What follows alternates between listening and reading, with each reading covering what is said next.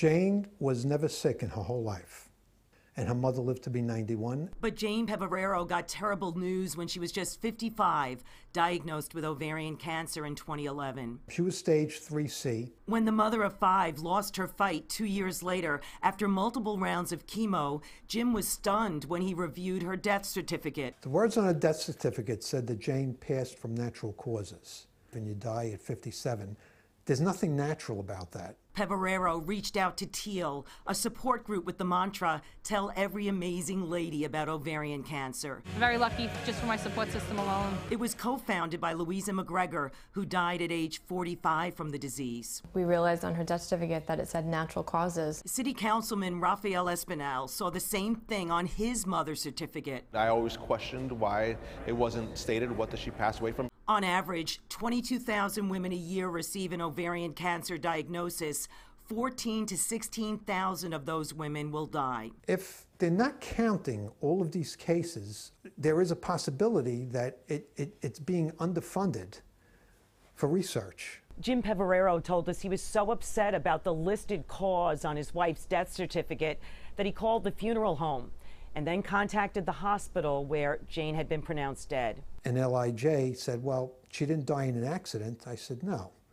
They said, well, then you have to take it up with the city. Peverero told us he didn't get far with the 311 helpline or the health department, but he finally found a mortician who showed him a follow-up certificate for his wife online.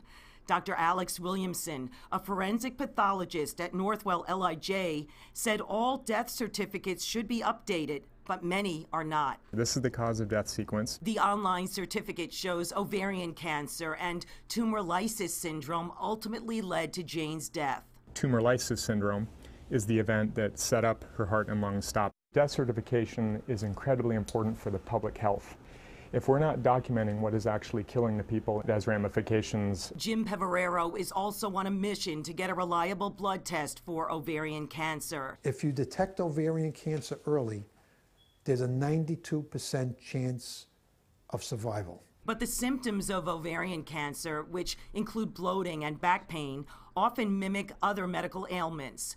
So Pamela Esposito Amory requests 3 tests from her doctor every year. I ask for a pelvic abdominal sonogram.